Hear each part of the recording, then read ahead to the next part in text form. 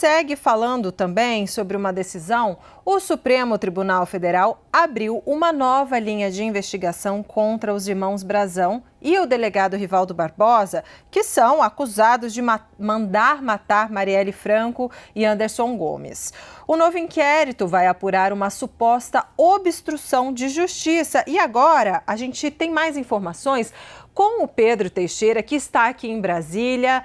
Pedro, boa tarde para você, bem-vindo ao CNN 360 novamente. E traz detalhes para a gente, então, como é que foi essa decisão do Supremo? Tudo bem, Débora e Yuri? Boa tarde para vocês, boa tarde para todo mundo que nos acompanha aqui na CNN.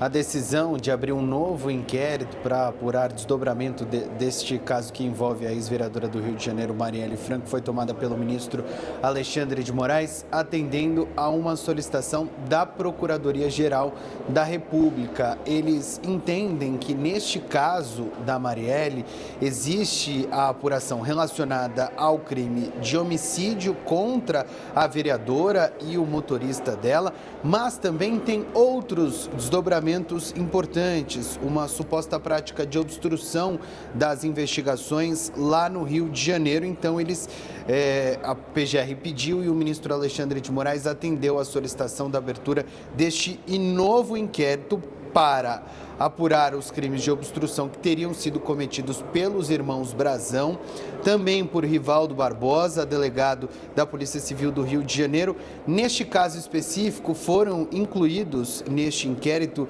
Giniton Lages e Marco Antônio de Barros Pinto, respectivamente delegado e comissário da Polícia Civil do Rio de Janeiro. O ministro Alexandre de Moraes também determinou o desmembramento do caso com o envio ao Ministério Público do Rio de Janeiro de suspeitas de lavagem de dinheiro e corrupção passiva que envolvem Rivaldo Barbosa e a sua esposa Érica Andrade. A manifestação foi assinada pelo pelo vice-procurador-geral da República, Indemburgo Chateaubriand.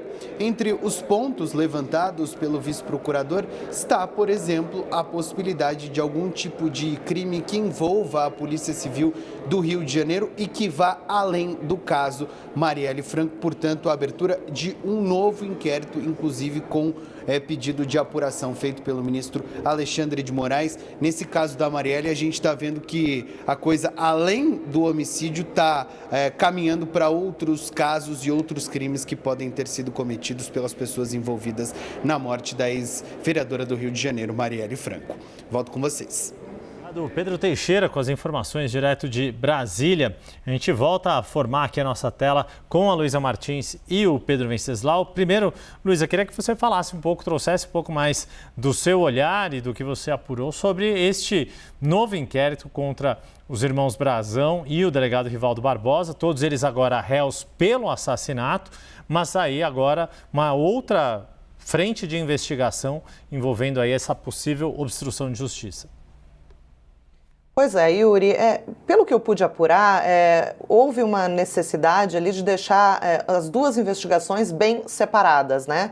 Não faria sentido colocar ali atribuir mais um crime, né? De investigar mais um crime atribuído aos irmãos Brazão e ao delegado Rivaldo Barbosa, por exemplo, colocar esses crimes que são de obstrução de justiça, possível indício de lavagem de dinheiro, de corrupção, dentro do mesmo inquérito que apura o assassinato, né? O ministro Alexandre de Moraes, seguindo um pedido da Procuradoria-Geral da República, entendeu que essas duas questões têm que ser bem separadas, né? Uma frente de investigação apenas para o assassinato em si da vereadora e outra para investigar esses outros crimes. Há uma percepção de que a delação do executor, confesso, do crime, o Rony Lessa, ela tinha alguns anexos que davam a entender ali que havia uma organização criminosa maior, né? De que os irmãos Brazão estariam envolvidos ali realmente num esquema de lavagem de dinheiro em relação a territórios ilegais, né?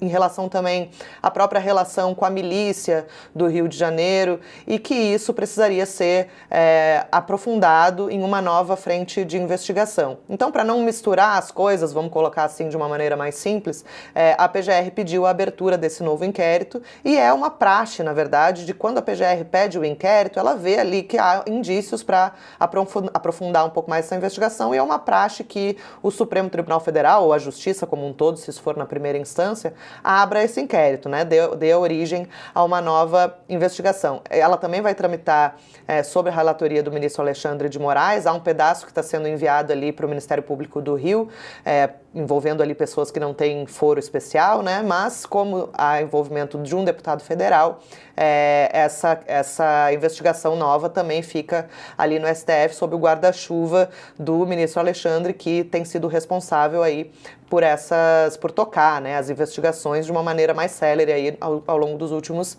meses. E essa questão da organização criminosa, dos indícios também de obstrução de justiça, de corrupção, lavagem, né, isso tudo ainda está numa fase inicial, né, ainda não foi apresentada uma denúncia formal.